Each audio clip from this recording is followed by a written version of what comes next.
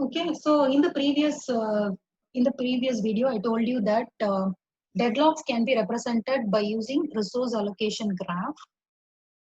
And resource allocation graph is nothing but a directed graph which consists of vertices and edges. And there are two types of vertices, namely the circles which are used to represent processes and the rectangles which are used to represent the resources. And there are two types of edges, directed edges. One is an edge from a process to a resource, which means that process is requesting for that resource. That is called request edge. And the other one is an edge from the resource to the process, which means that resource is already allocated or assigned to that process. Okay, so there are two types of processes, there are two types of vertices, and there are two types of edges. And this is how it is represented. Circles are used to represent processes. Rectangles are used to represent resources with dots inside the rectangles indicating the number of units of that particular resource available.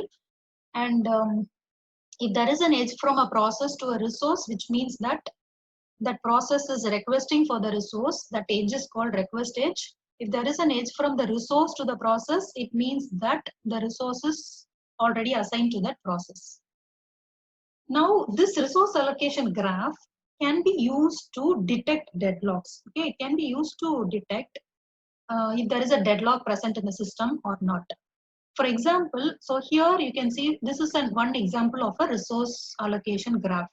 Here we have three processes, P1, P2 and P3, which are represented as circles. And we have four types of resources represented as rectangles, R1, R2, R3 and R4. And you can see from the dots that there is one instance of resource R1, there is two instances of resource R2, and there are three instances of resource R4. Okay, and then there is an edge from P1 to R1, which means P1 is requesting for resource R1. There is an edge from R2 to P1. It means that the resource R2 is already assigned to the process P1. Similarly, there is an edge from R3 to P3. It means the resource R3 is assigned to P3. Similarly, there is an edge from resource R2 to P2. It means there is another instance of, so see here resource R2, one instance of resource R2 is allocated to P1 and another instance of resource R2 is allocated to P2. Now what will happen if P3 requests for a resource R2? Will it lead to a deadlock or not? P3 is requesting for resource R2.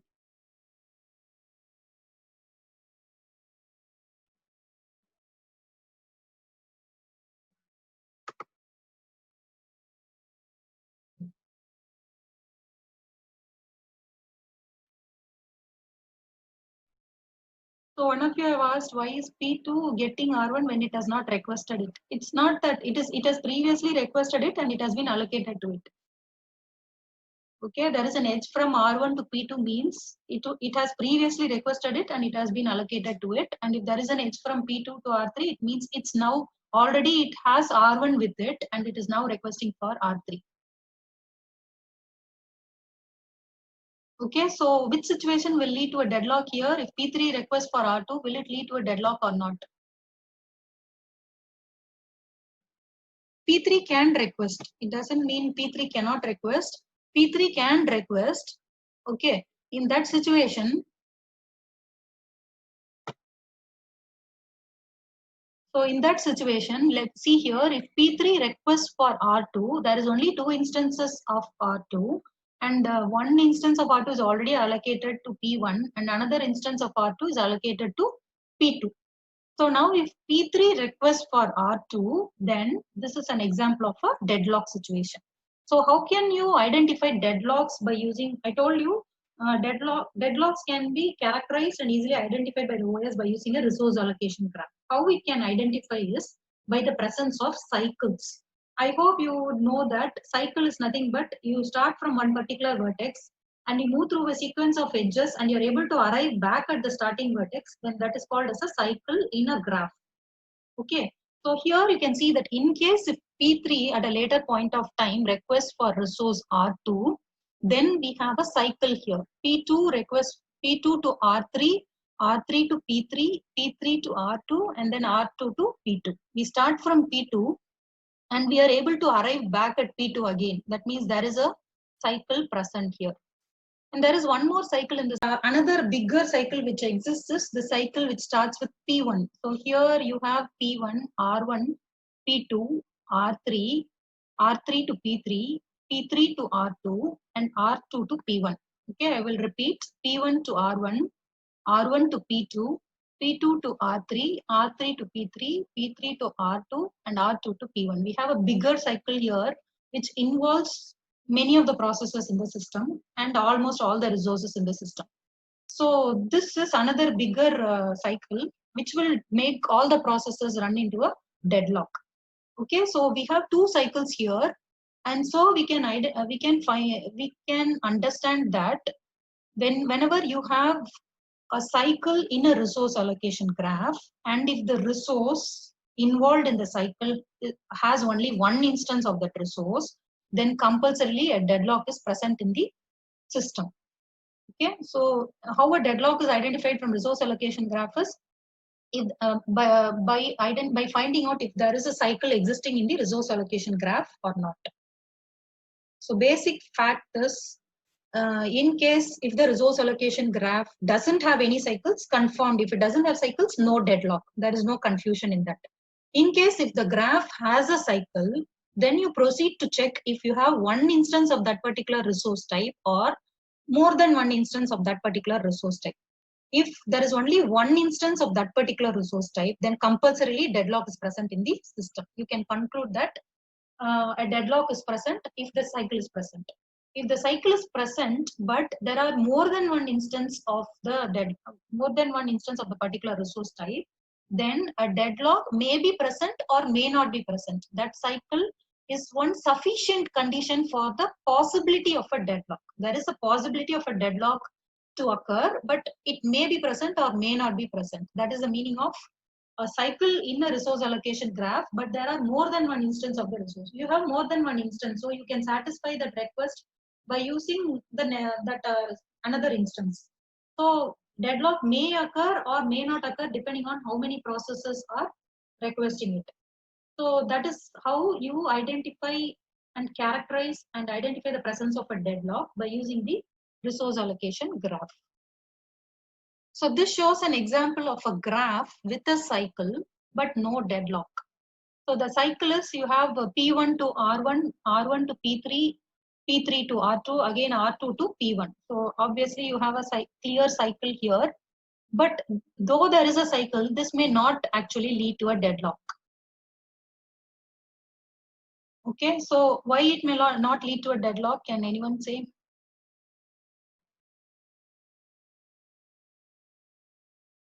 In this graph, though there is a cycle, it may not, yes, where is number of instances more than one? Hitesh Balotia.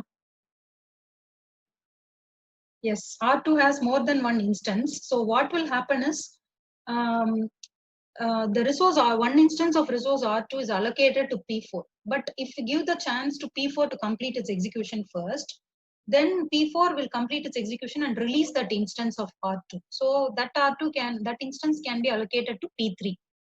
So even though cycle exists, by following one particular execution sequence for processes, the OS can avoid deadlock. Okay, so though this graph presents a cycle, by following a particular execution sequence for the processes, we can avoid deadlock. We have to first allow P4 to complete its execution, and then we can allocate that resource R2 to process P3.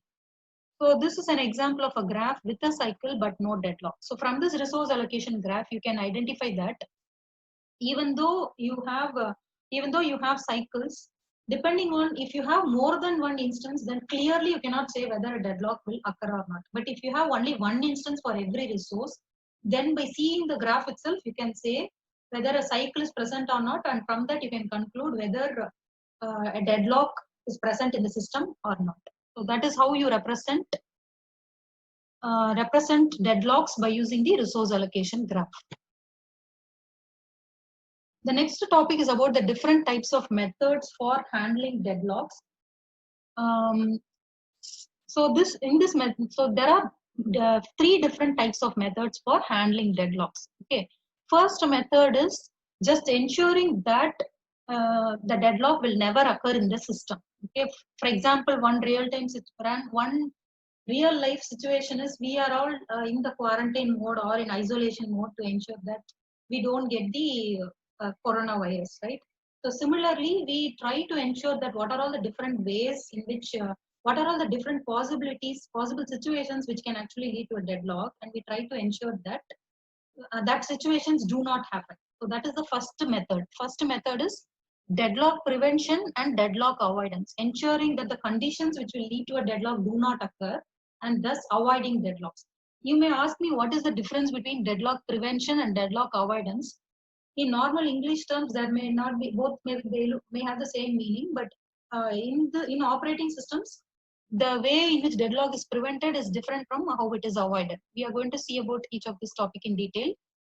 So the next one is next correct method for handling deadlock is allow the deadlock to occur and then recover. It is like we allow us to get ourselves contaminated with the disease, and then we try to recover from the disease. We don't take any protection measures. We allow ourselves to get contaminated, and then we try to recover from the disease. So that is an example of the second method where the system will allow the deadlocks to occur, and then it will take steps. The deadlock recovery methods will be followed to make the system to recover from the deadlock.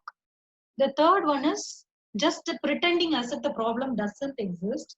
There are some people who live like that also, right now, like as if the virus doesn't exist and that will not affect them.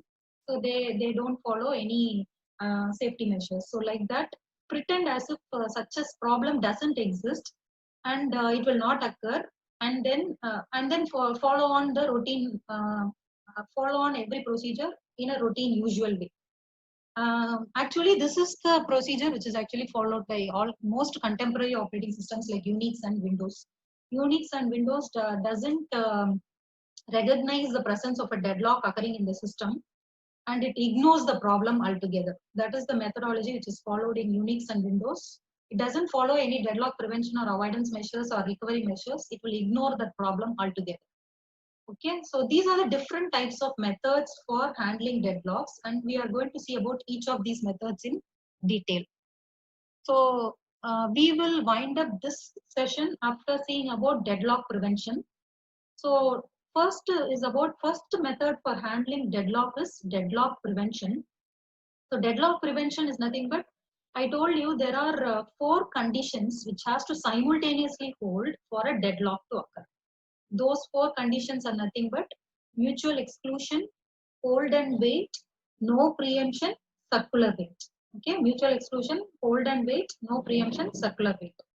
If I have to review it, mutual exclusion means that every process has to hold the resource in only one process at a time is allowed to hold the resource. That is mutual exclusion.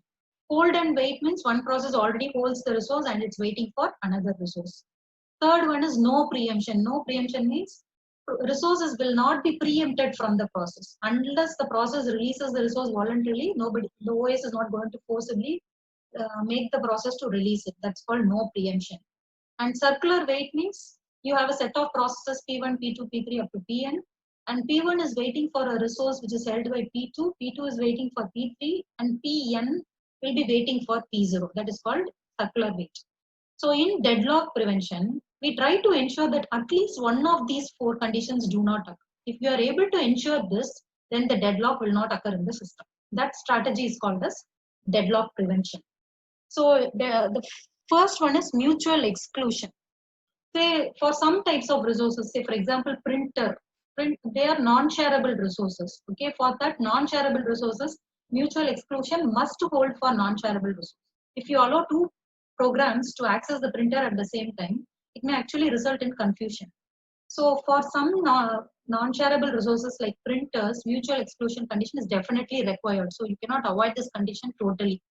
But if it is a shareable resource, say for example, you have a read-only file, then you can allow multiple processors to read the file at the same time. So this condition can be, this mutual exclusion condition can be avoided for shareable resources like read-only files, but it cannot be totally avoided for non-shareable resources like printers. So this is the first condition. So from this you can understand that you cannot totally prevent deadlocks by avoiding the mutual exclusion condition, because all resources are not same category. The second one is hold and wait. Hold and wait means one process holds a resource and it waits for another resource. So you have to avoid this condition. So how to avoid this condition? That means you have to avoid the process holding any resources when it is requesting for a resource. So how to do that? There are two type of strategies to do this.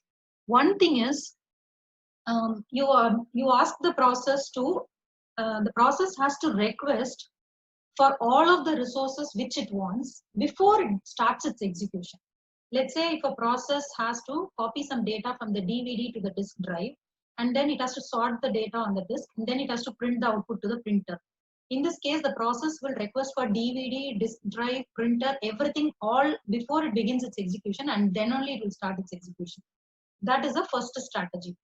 The second strategy is if a process has to request for resources, then it should not have any resources allocated to it. If a process has to request resources, it has to release all the previously held resources, and then only it can request for new resources. Let's say in the previous example, if a process needs DVD, disk drive, printer, then it will request for DVD and disk drive first, then release both of them, then it will request for disk drive and printer next. So this is the second strategy. So in this, what happens is that the problem with this is low resource utilization. As I told you before, you're going in the first strategy, you're going to get DVD, disk drive, printer all at the same time. But printer is going to be used only at the end, so it's going to be a wasted resource. Printer is not going to be utilized all the time, but still it's going to be held by the process for a long period of time. So it leads to low resource utilization. And the second one is starvation is possible. In case if I have a process which needs too many popular resources, then one or the other resource is going to be held by other process, and so it may lead to starvation. So that is a difficulty. The third one is no preemption. No preemption means you are not going to preempt the resource from the process. You are not going to make the process to forcibly release its resource. That's called no preemption. So you have to avoid this condition. How to avoid this condition?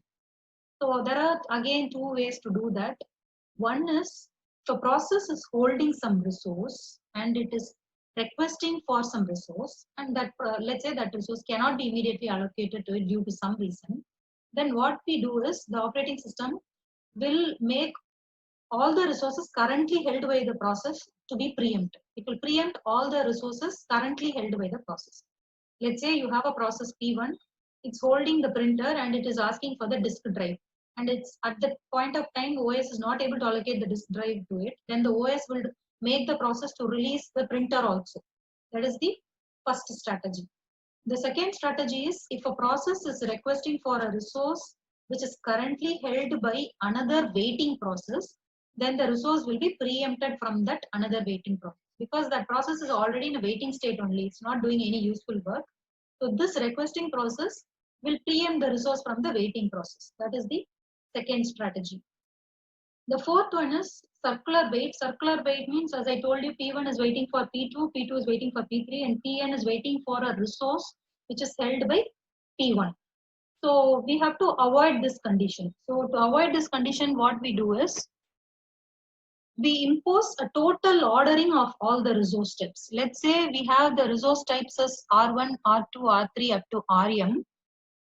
Then there is a number given to all the resource types. For example, tape drive, if you have three resources like tape drive, disk drive, and printer in the system, tape drive might be given the number 1, disk drive might be given the number 5, and printer might be given the number 12.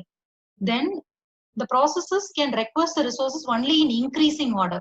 So in that way, I will ensure that circular wait condition will not occur. So if a process wants tape drive, disk drive, and printer, it has to first request for tape drive, use it, release it, and then it has to request for disk drive.